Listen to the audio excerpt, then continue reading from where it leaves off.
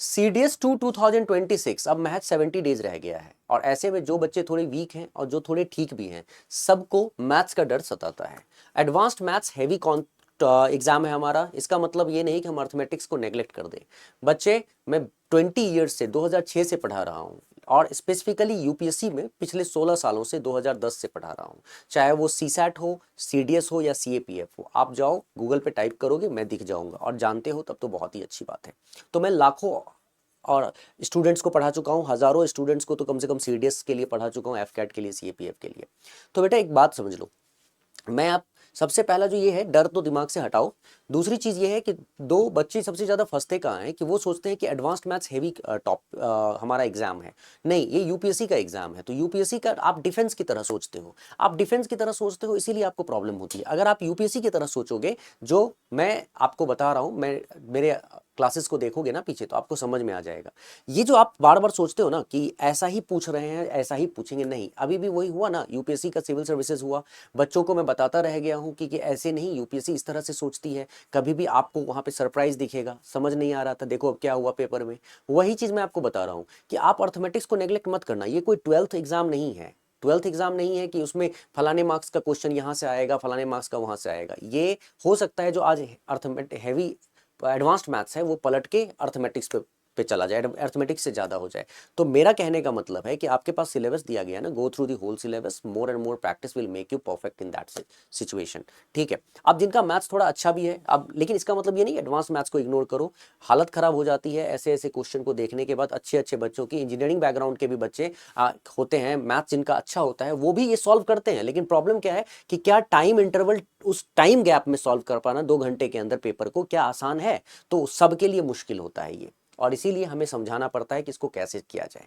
तो बेटा अगर आप अच्छा, एक तो 70 डेज में जो आपके दिमाग में चल रहा है कि हो सकता है कि नहीं, बिल्कुल हो सकता है, आप अच्छा कर सकते हैं। लेकिन इंपॉर्टेंट ये है ये समझना कि क्या अच्छा किसको कहते हो।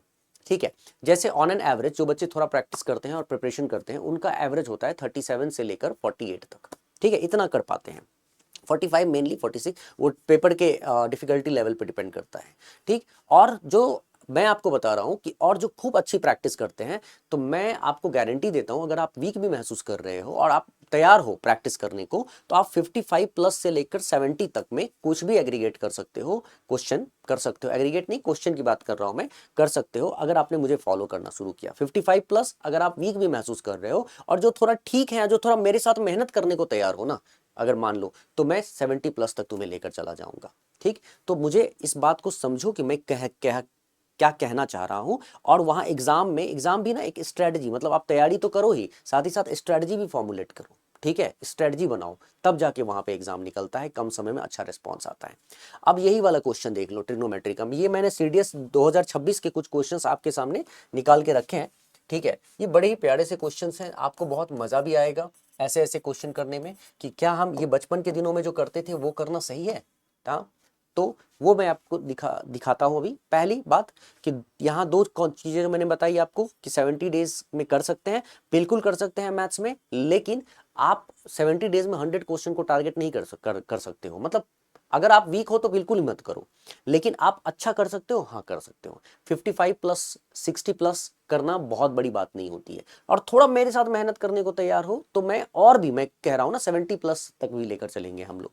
ठीक है, पेपर थोड़ा डिफिकल्ट होता है, ठीक है, लेकिन बहुत सारी आसान चीजें भी होती है, हमें वो भी समझना होता है। ये यूपीएससी का पेपर है तो यूपीएससी को समझना पड़ता है।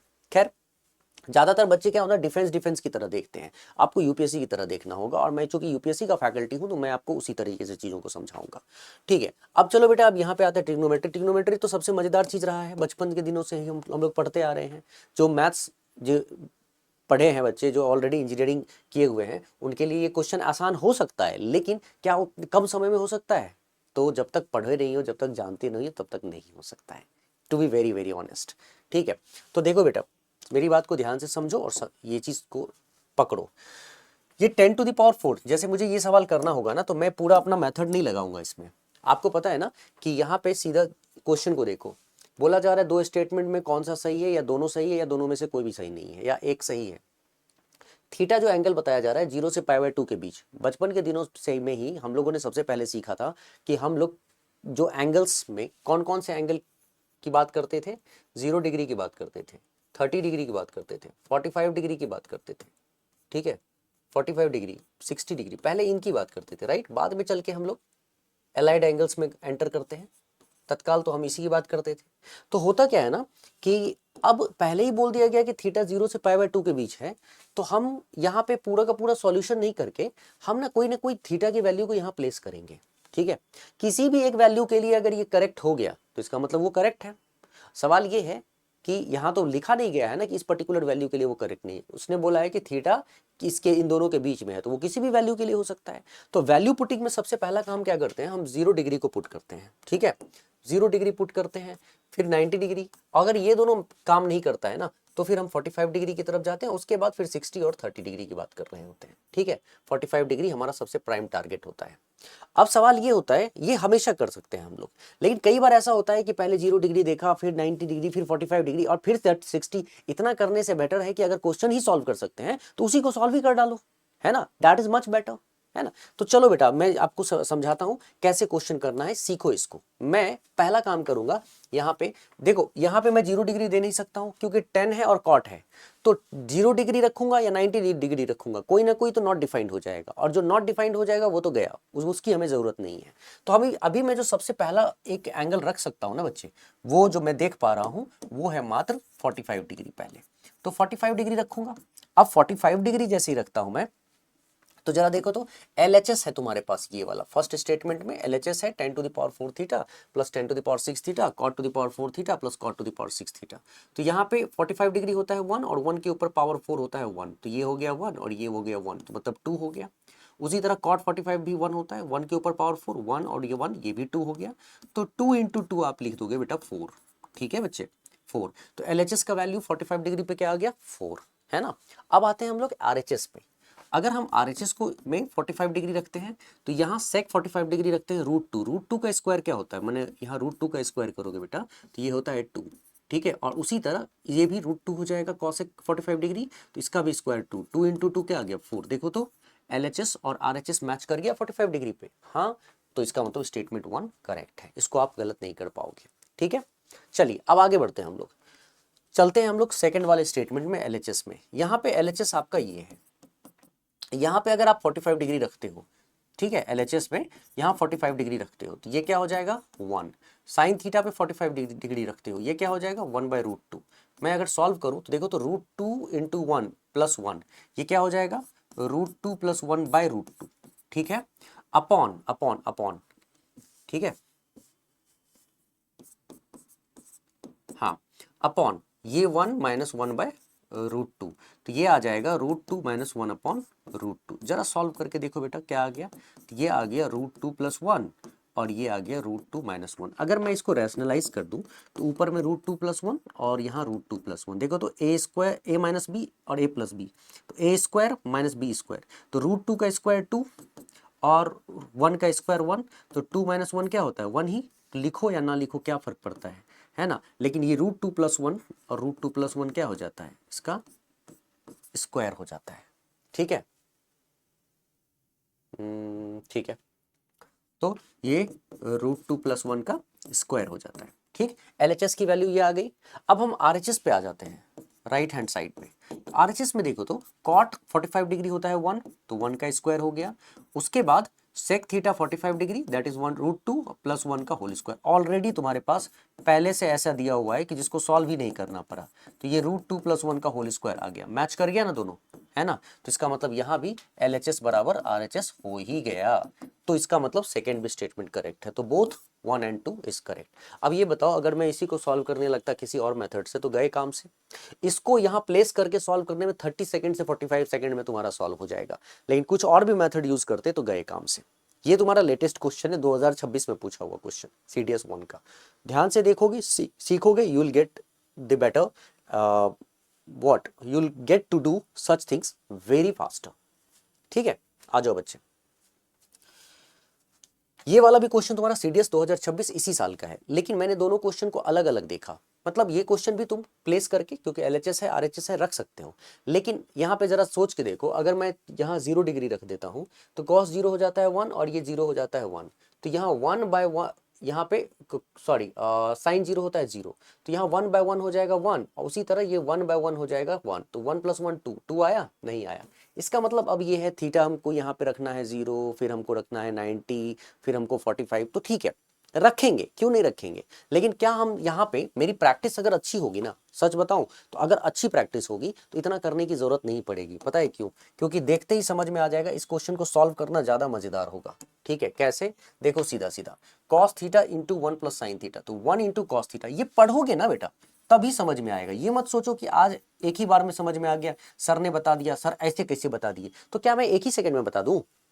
कई बार ऐसा होता है कि सर आपने उसमें ऐसे बता दिया, आपने इसमें आप कैसे पढ़ाते हो, समझ ही नहीं आता है। तो तुम आज एक ही बार में एक ही वीडियो में समझ जाओगे मैं कैसे पढ़ाता हूं। आप तुम्हें सीखना पड़ता है बेसिक, ठीक है, प्रैक्टिस करनी पड़ेगी, देख देख के समझ में आ जाएगा, कर करके समझ में आ जाएगा कि मैं ऐसा क्यों इसमें कर रहा हूं, ऐसा क्यों उसमें कर रहा हूं।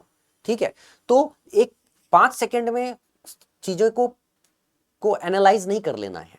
ठीक है, समझने के लिए टाइम चाहिए होता है। खैर, आजकल शॉर्ट्स की दुनिया है ना, तो बहुत ज्यादा फास्ट भागने की कोशिश करते हैं बच्चे। cos theta into 1 cos theta sin theta, fast भागना है तो उसके लिए पहले अपने आप को तैयार करो फास्ट भागने के लिए। ठीक है, cos थीटा sin थीटा, उसके बाद यहां पे 1 × cos theta minus sin theta cos theta, वही चीज हो गया cos थीटा sin थीटा। देखो ना, मुझे ज्यादा मेहनत ही नहीं करनी पड़ेगी, LHS मैं कर रहा हूं ना। उसके बाद नीचे में क्या था, a - b a + b, मतलब 1 - sin थीटा 1 + sin थीटा, ये आ गया तुमको 1 - sin स्क्वायर थीटा। ठीक है, अब देखो तो क्या कर रहा हूं मैं, कुछ भी है, cos थीटा हो गया 2 cos थीटा, और LHS नहीं है, मतलब = 4 है, यहाँ पे थीटा की वैल्यू निकालनी है ना हमें, तो = 4 है 2 cos थीटा, और यहाँ पे देखो तो cos स्क्वायर थीटा, जरा देखो तो बेटा क्या आ रहा है, cos square theta that is = 4। ये एक तो वैसे भी कैंसिल आउट हो गया, और 2 1 जा और 2 2 जा, तो इसका मतलब cos थीटा उधर जाएगा और 2 इधर आएगा, तो cos थीटा = 1/2 तभी हो सकता है जब थीटा = हो जाएगा 60 डिग्री, राइट? 60, तो थीटा निकल के आ गया 60। अब थीटा अगर 60 निकल के आ गया तो जरा प्लेस करो ना 60 यहाँ पे, tan स्क्वायर थीटा और cot स्क्वायर थीटा, तो tan 60 डिग्री होता है √3 का होल स्क्वायर, और cot 60 डिग्री होता है 1/√3 का होल स्क्वायर। ठीक है, स्क्वायर, तो ये आ गया 3 और ये आ गया 1/3, सो ये कितना आ गया 10/3, तो तुम्हारा जो आंसर होगा ना बच्चे वो 10/3 होगा। तो ये तरीका होता है इसको सॉल्व करने का। ठीक, अब तुम कहोगे सर अगर हिट एंड ट्रायल से एंगल से कर सकते थे, हाँ कर सकते थे ना, किसने तुम्हें रोका है, तुम कर दो, एंगल ही यूज करो। तो तुम अगर तुमने पहले देख लिया कि सर ये 0 डिग्री पे नहीं हो रहा है, उसी तरह अगर तुम कहोगे कि सर 90 डिग्री पे हो सकता है, तो 90 डिग्री पे तो बिल्कुल ही नहीं होगा। क्यों? क्योंकि ये 1 है और 1 - 1 हो जाएगा यहाँ पे 0, तो नीचे में 0 पॉसिबल नहीं है, नॉट डिफाइंड हो जाएगा। तो 90 डिग्री नहीं हो सकता है, तो कौन सा हो सकता है, 45 डिग्री, प्लेस करके देख लो 45 डिग्री पे क्या हो रहा है। ठीक, तो 45 डिग्री में क्या आता है, यहाँ पे रूट में आ जाएगा, जनरली रूट में, तो सॉल्व करके देखो, और नहीं तो 60 डिग्री पे अगर मैं थीटा = 60 डिग्री प्लेस करूंगा तो बिल्कुल हमको सॉल्व हो जाएगा। 60 डिग्री होता है यहाँ पे 1/2, और नीचे हो जाता है 1 - √3/2। उसी तरह ये आ गया cos थीटा 60 डिग्री पे 1/2, और नीचे आ गया 1 + √3/2। मतलब अब सॉल्व करके दिखाना ही क्या है, जानते तो समझ तो आ ही गया ना तुम्हें कि सॉल्व होगा ही होगा। तो यहाँ पे ठीक है, ये आ गया 2 - √3/2, और ये आ गया 1/2, 2 + √3/2। ठीक है बेटा, तो यहाँ 2 2 कैंसिल, ये पूरा सॉल्व, तो पूरा सॉल्व ही कर दो, 2 + √3/2 कैंसिल आउट हो गया। अच्छा, a - b a + b, अब जरा सॉल्व करूंगा मैं तो क्या आएगा, ऊपर तो यहाँ पे सेम रह जाएगा, a - b a + b, तो 2 + √3 × 1 यहाँ लिख दो 2 + √3, और 2 - √3 × 1 यहाँ लिख दो 2 - √3। ठीक है, upon a - b a + b क्या हो जाएगा, a² - √3 का होल स्क्वायर, मतलब सीधा सीधा अगर लिखूं तो 4 - 3 1, और √3 कैंसिल, कितना आ गया 4, मैच कर गया थीटा 60 डिग्री पे, that's why this is the correct answer. अब सवाल ये उठता है कि ये थीटा = 60 डिग्री रखने के बाद मैंने सॉल्व किया, फिर मैंने देखा 4 आया, लेकिन ये 60 डिग्री एक बार में समझ में आया था तुम्हें?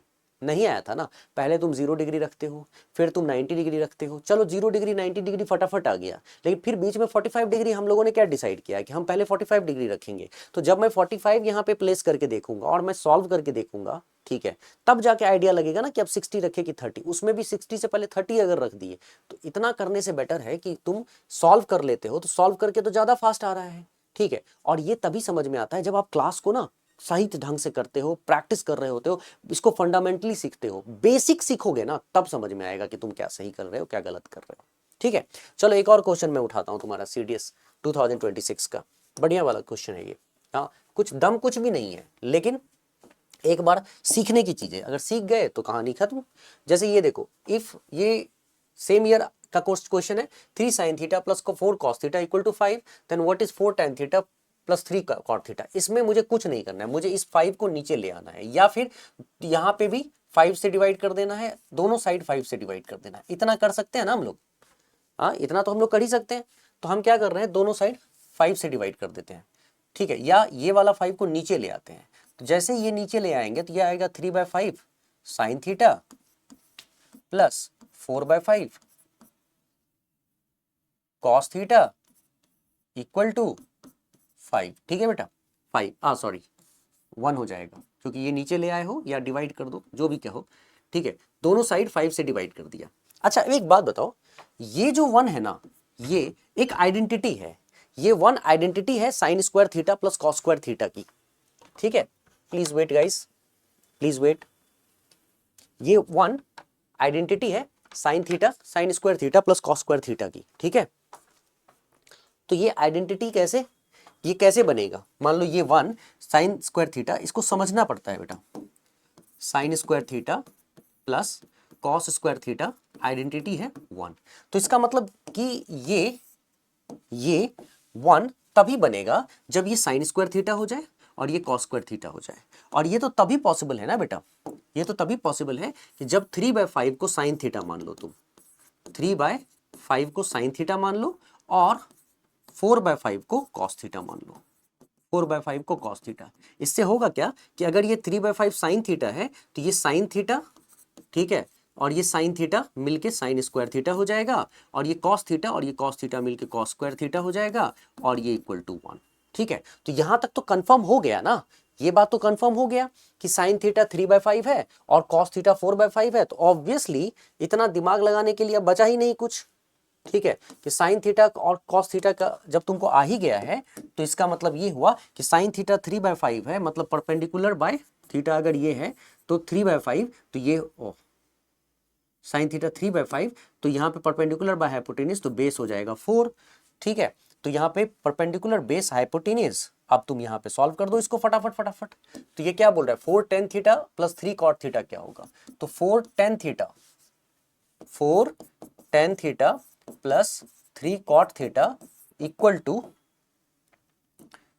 टू tan थीटा क्या होता है 3/4, 4 into 3/4 plus cot theta 4/3, 3 into 4/3, cancel out करते ही 4 और 3 7, 7 इज द करेक्ट आंसर, है ना हमारे पास, 7 इज द करेक्ट आंसर। देखा कितना सिंपल हो गया। ये कॉन्सेप्ट होता है, जितना तगड़ा कॉन्सेप्ट उतना मजेदार तुम्हारे लिए होगा, है ना। चलो बच्चे, मुझे लगता है आज का सेशन तुम्हें अच्छा लगा, तो फॉलो मतलब चैनल को सब्सक्राइब करो और वीडियो को लाइक करो, चैनल सब्सक्राइब करो और शेयर करो, अपने दोस्तों को बताओ कि सर पढ़ा रहे हैं। और ये 70 डेज में मैं चैलेंज देता हूं तुमको, 70 डेज में अगर तुम करो, तुम्हें क्वालिफाई करना है ना, तो क्वालिफाई करना है तो मैं कराऊंगा, ठीक है, लेकिन मेरी बात सुनोगे तो I will definitely make you qualify the paper with good marks, ठीक। और अगर सभी बच्चे को अच्छा लगा है और फंडामेंटल से पढ़ना चाहते हो, क्योंकि पढ़ना पड़ेगा, अगर तुमको नहीं आता है तो फंडामेंटली पढ़ना पड़ेगा, बेसिक से पढ़ना चाहते हो तो डिस्क्रिप्शन में डिटेल्स में अवेलेबल है अभ्युदय 2 CDS 2 2026 बैच हमारा चलता है। बैच हमने अभी शुरू किया है और उसमें अभी फंडामेंटल से पढ़ा रहा हूँ, जल्दी से जल्दी लगो। और ये फंडामेंटल से भी नहीं कहो, एकदम एग्जाम स्पेसिफिक, क्योंकि फंडामेंटल पढ़ने का उतना टाइम नहीं होता है, तो वो मैं जो बता रहा हूं अगर तुम उस पे जाओगे ना तो एग्जाम स्पेसिफिक जिसमें तुम पास होने वाले हो, ठीक है, अच्छा स्कोर करने वाले हो, हम उस पे टारगेट करेंगे, ठीक है। पूरे वो 6 महीने वाला फंडामेंटल्स का टाइम अब हमारे पास नहीं है, हमें सटीक चीजें पढ़नी है और स्कोर एग्रीगेट करना है, लेकिन उसके लिए जो इंपॉर्टेंट चीजें चाहिए, कॉन्सेप्ट चाहिए, वो आपको बताना जरूरी है। So we are going through that, ठीक है बेटा। तो जो भी डिस्क्रिप्शन होगा वो देख लो, और बैच का मैं तुम्हें बता देता हूं, अभ्युदय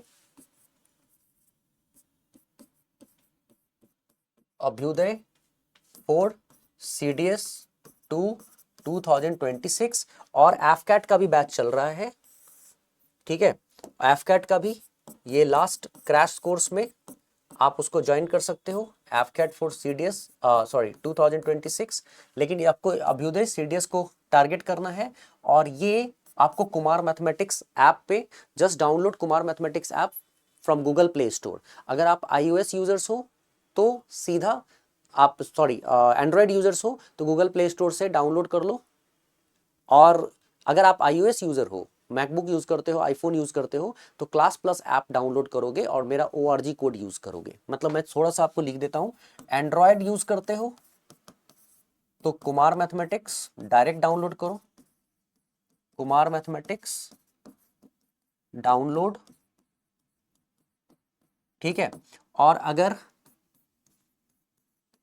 अगर iOS यूजर्स हो तो क्लास प्लस ऐप डाउनलोड करो, और फिर मेरा ORG कोड यूज कर देना उसमें, ORG कोड जो कि है UOPDV, अपने आप चलने लगेगा कुमार मैथमेटिक्स, और तुम वहां से कोर्स ज्वाइन कर सकते हो। इनफैक्ट इसको कोर्स नहीं कहो, ठीक है, सिलेक्शन प्रोग्राम कहोगे, ठीक है। और अगर कोई इंफॉर्मेशन चाहिए तो इस व्हाट्सएप पे मैं या मेरी टीम जरूर तुमको रिस्पॉन्ड करेगी, 9971179271, तो व्हाट्सएप करो, ठीक है बेटा। चलो, थैंक यू सो मच, मिलते हैं, और बाकी का सारा इंफॉर्मेशन डिस्क्रिप्शन में ऑलरेडी है, ठीक है, go and check that. Thank you so much, take care, see you, मिलते हैं नेक्स्ट सेशन में, तब तक के लिए बाय, जय हिंद।